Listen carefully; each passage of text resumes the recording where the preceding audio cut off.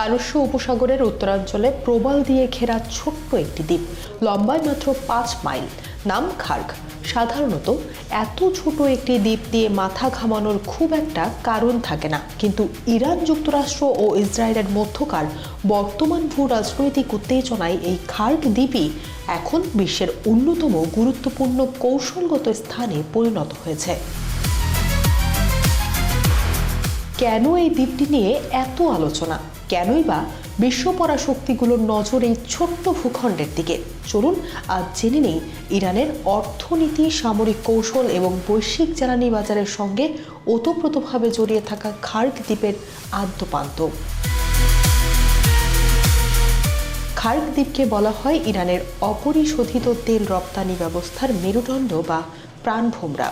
জ্বালানি বিশ্লেষকদের মতে ইরানের মোট অপরিশোধিত তেল রপ্তানির প্রায় 90 থেকে 96% হয়ে থাকে এই দ্বীপের টার্মিনালগুলোর মাধ্যমে। জাহাজ চলাচলের তথ্য বলছে 2025 সালেও প্রতিদিন গড়ে প্রায় 15,40,000 ব্যারেল তেল এই দ্বীপ দিয়ে রপ্তানি হয়েছে।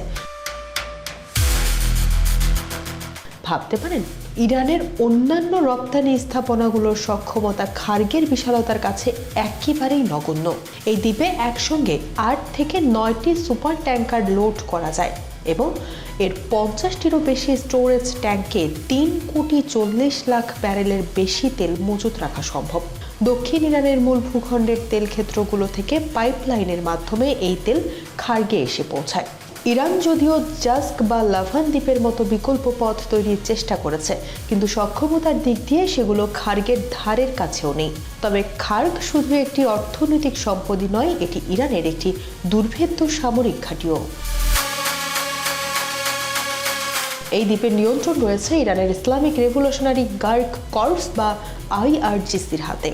এখানে রয়েছে IRGC নৌবাহিনীর 112তম Zulfikar surface combat brigade.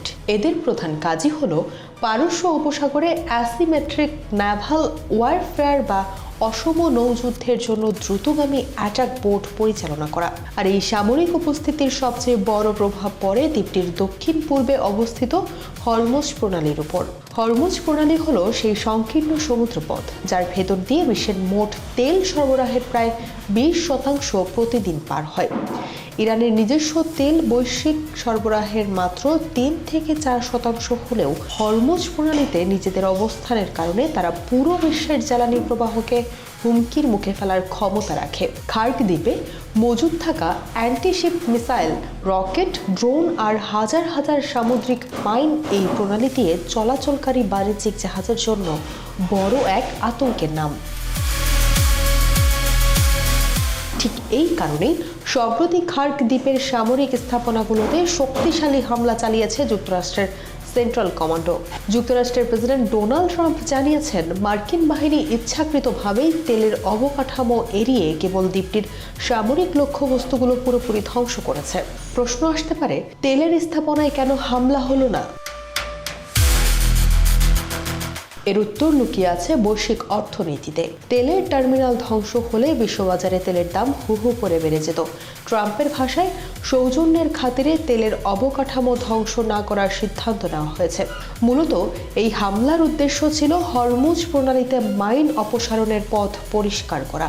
খার্গের missile boat, radar এবং ড্রোনগুলো নিষ্ক্রিয় করার ফলে এখন বিশেষায়িত নৌযানগুলো হরমুজ প্রণালী থেকে মাইন সরিয়ে বাণিজ্যিক জাহাজগুলোকে নিরাপদে পথ দেখাতে পারবে।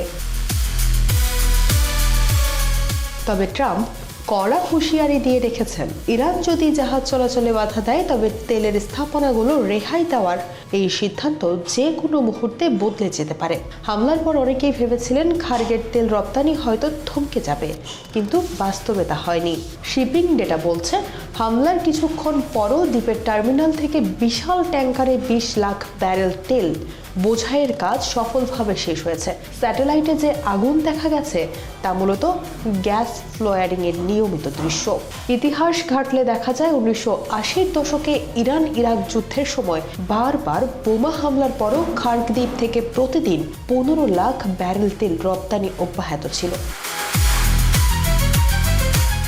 1960 সালে যাত্রা শুরু করা খার্গ দ্বীপ আজও প্রমাণ করে যাচ্ছে তার অপরিহার্যতা। যতদিন হরমুজ প্রণালী দিয়ে বিশ্বের তেলের একটি বড় অংশ পার হবে, ততদিন পর্যন্ত পারস্য উপসাগরের এই ছোট্ট প্রবাল দ্বীপটি বিশ্ব রাজনীতির অন্যতম গুরুত্বপূর্ণ একটি কেন্দ্রবিন্দু হয়ে টিকে থাকবে।